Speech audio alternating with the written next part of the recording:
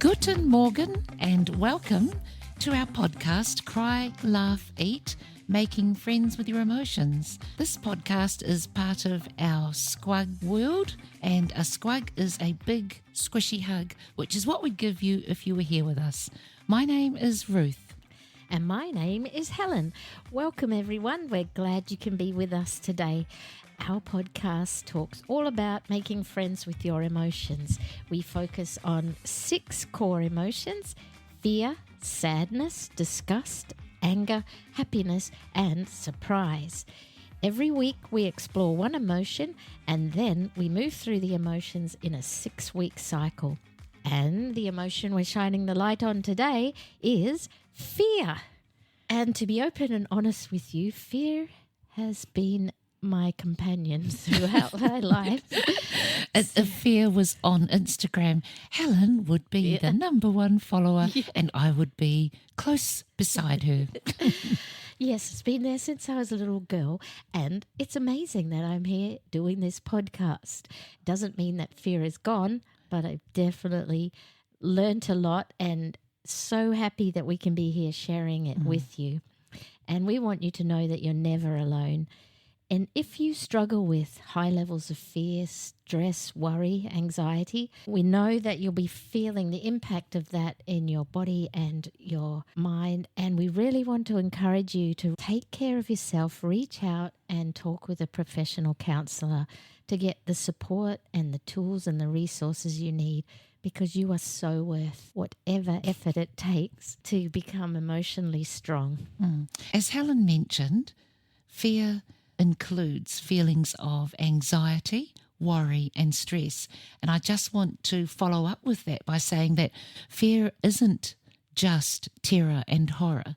It also includes other feelings like being confused or feeling very nervous about something, or doubting, feeling doubtful about yourself and doubting others or situations, and also feeling panicky. So when we talk about fear today, remember that it includes all of those feelings.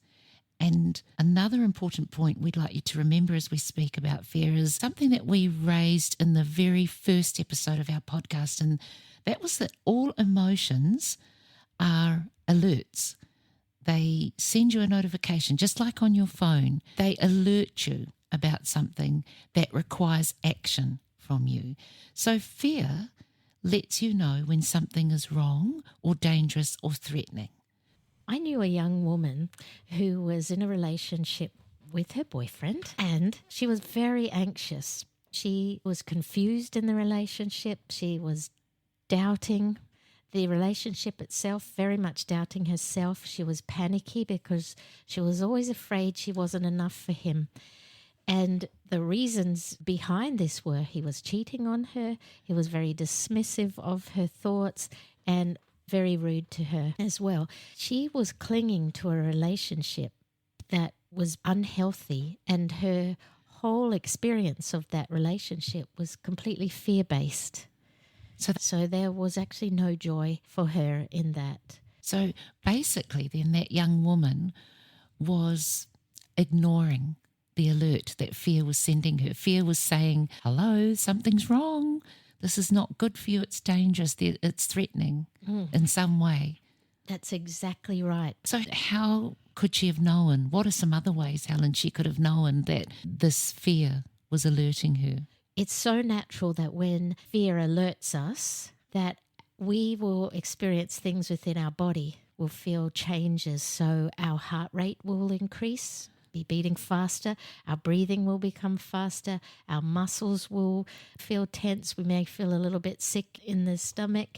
Hormones are being released to help us prepare to respond to whatever the threat might be. So there are very physical feelings that we feel. That is something so important to know, that that's part of the alert. When you're feeling that, you want to be looking for what is wrong, dangerous or threatening. Isn't it amazing how fear does that?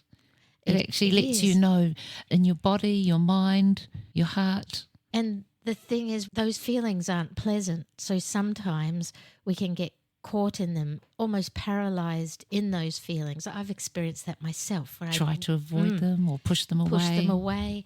Yeah, when we don't understand that they're actually there for our benefit. That's part of the fear being our friend. And the unfortunate thing is that if you keep pushing fear away or the alert, you ignore it.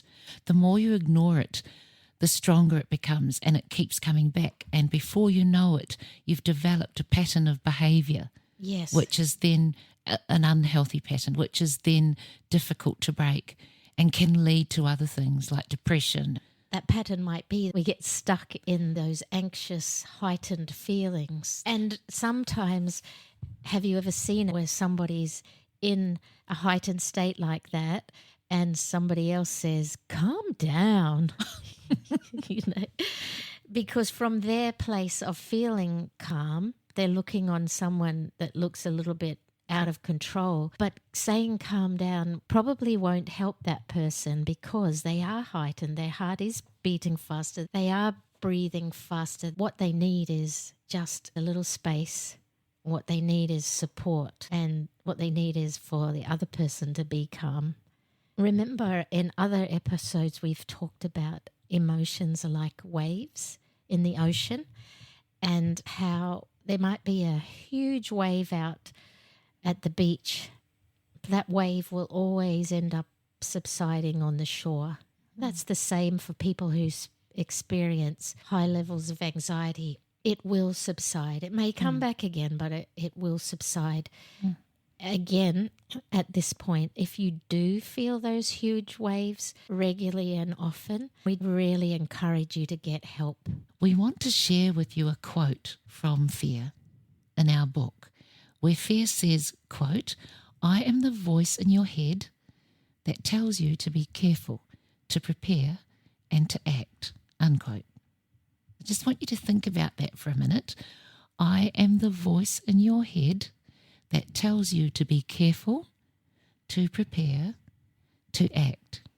It doesn't really sound very practical or realistic when you first hear it. Can you picture this? You're totally stressed, your heart pumping, you're breathing so fast, you can't think clearly, your muscles are tight with tension, and then this calm voice of wisdom comes in and says, I am the voice in your head that tells you to be careful, to prepare, and to act. What would you want to tell that voice? Well, you're quite right. It doesn't really sound very practical or realistic when you first hear it. You have to understand that it's a process that you implement and work with well before the event of fear and after the event. You reflect upon it afterwards. And if you give this statement just a little bit more thought, there are 3 simple words in there that if you practice over time, they help you to become stronger in yourself. In other words, you've made friends with fear. You're no longer avoiding it. So there are 3 simple words that we're going to focus on now. We're going to explore from that statement. And we call it CPA. C is for careful, P is for prepare, and A is for act. So let's start with C. Let's have a look at careful. What do you think it means to be careful? Some ways to know if you are being careful are to ask yourself questions like these. Am I safe? That might mean emotionally, physically, many aspects of your life. Am I safe? What is best for me right now? Am I respecting and honoring myself? Am I critical of myself? Can I be kinder to myself? If fear was sitting beside me with its arm around me as a loving friend, what message would fear share with me? Perhaps its message might include the next part of the process, which is P for prepare. Maybe it's telling you to prepare. And in preparing, the big question here is, what are my choices? So it's essential to believe that you have a choice. Do you believe that you actually have a choice in the way that you can respond to that situation? Part of preparation means having a plan. And preparation can take so many different forms, For example, if you're feeling, say, really nervous because you have an important job interview, or maybe you're sitting an exam, or maybe you have a meeting with a big boss or something, preparation might include some things like, for the exam, making sure you've studied. For the job, maybe researching helpful information about the company that you're having the interview with, and getting a good night's sleep, and making sure you had a good breakfast before you go, and so on. So sometimes the plan is that simple. Sometimes it might involve a little more work, and you may want to talk to someone that you really trust about that plan. But preparation involves those things. It means knowing that you have a choice, deciding what those choices might be, and then forming a plan.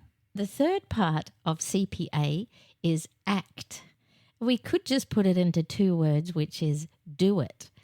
But I want to add a question. Do you believe you're worth it?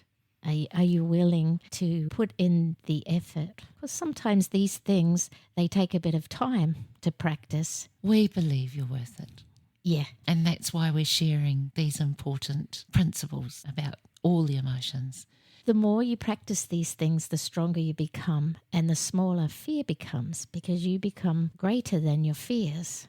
We actually never want to get rid of fear, because remember, fear has the alert that lets you know when something is wrong, threatening, or dangerous. We need those alerts. Fear is an important part of our well-being. It's actually your buddy. It is your buddy. I like to think of fear in your pocket. It's just that little guy that comes around with you everywhere you go, but he doesn't have to be right in your face.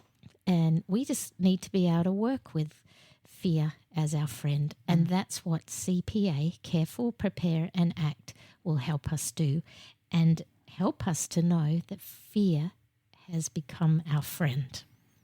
And if you want to know more, we have a book which is called Making Friends with Your Emotions, and it has 6 simple, beautiful verses. It's about a 15-minute read about the emotions, and they talk to you, tell you why they're there, what they can do for you, and how they serve you. We are really excited to let you know that we now offer fun, simple workshops on the 6 emotions. We're really excited because we get to meet you in person and connect with you. If you're interested, just check us out on our website, on our contact page. You can send us a message. We are squugz.com, SQUGZ.com. Remember, a squug is a big, squishy hug. You can find links to us in the show notes, and we look forward to seeing you next week when we explore part 2 of sadness. So come cry, laugh and eat with us next week. We look forward to being with you then. And remember, give yourself the gift of time. It's free. What can I hear? Look, boy, I'm going to tell you a story. Oh, by the way, I'm like your mum, you know. I'm the voice in your head, which is here to tell you to be careful, to prepare and to act. And don't you forget it, right? Like I've told you before. If I've told you once, I've told you twice, over and over and over. I've got to tell you again.